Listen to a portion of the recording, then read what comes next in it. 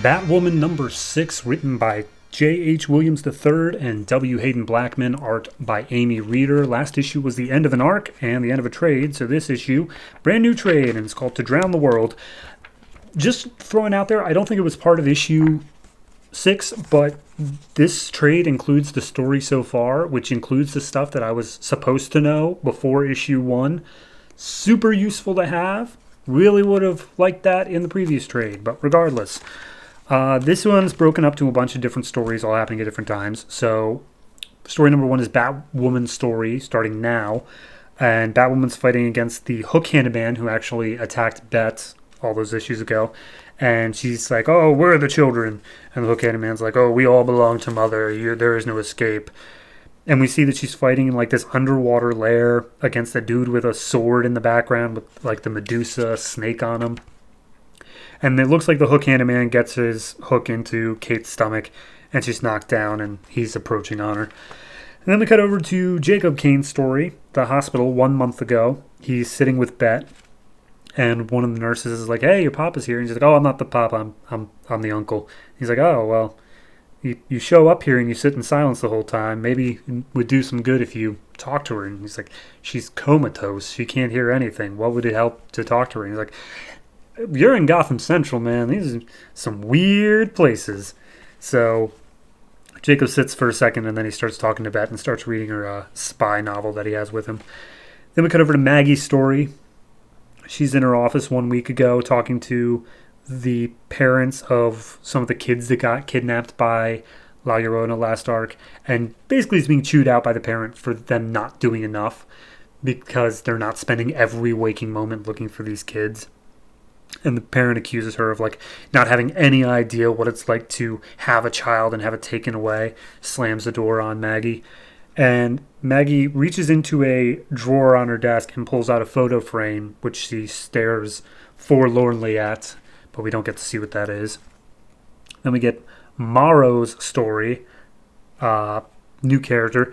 He's drowning the children from the, like, La Llorona's children from last arc, and it's very graphic of how, like, he's drowning these kids.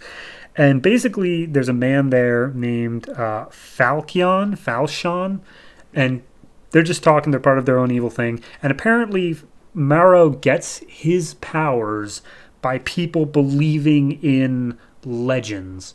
So because people believe that La Llorona exists, he can turn the mother of these children into La Llorona. He can make that a real thing. And as such, she will be a tool that they can use to take over Gotham because people will start believing in monsters again. I think this is important, so take notes. So let me go to Kate's story 3 weeks ago. She's at Maggie's apartment, and they're waking up after a night together. She's out in the kitchen having some coffee. Maggie's looking for her badge, and offhandedly, Kate mentions that her father taught her to box. And Maggie is surprised that she just brought up her father because it's been apparently like a month since anything has ever been said about the father, ever since she shut down him out of her life. And Kate immediately is like, no, we're not talking about him. We're not talking about anything in the past because right now it's just you and me and this is the only part of it I like. So Maggie agrees, but only tentatively. She's like, all right, for now. Then we get Chase's story along with Batwoman.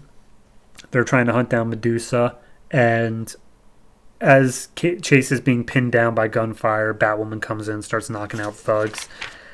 And Chase chews out Batwoman for not having her radio on in order to talk to him, and Batwoman's like, because you're annoying me. I'm trying to get work done. So they all start fighting the thugs.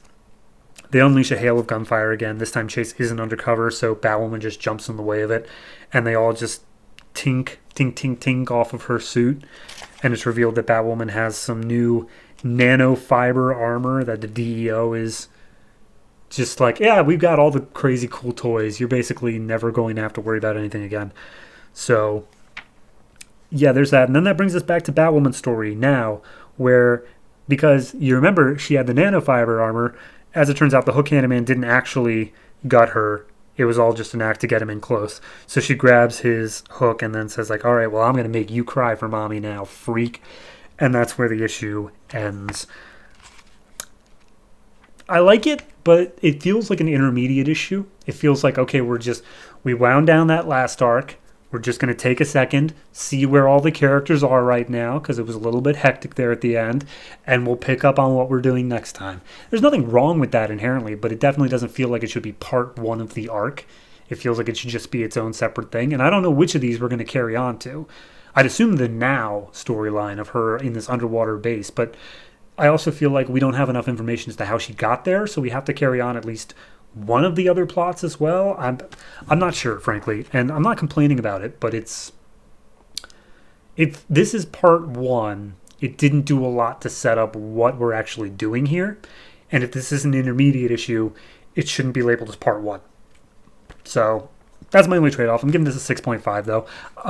Compared to the art in the previous arc, this is a very large step down, unfortunately, but it's still good. It's a different style. It's not as just crazy off-the-wall layouts and just beautiful painted art style.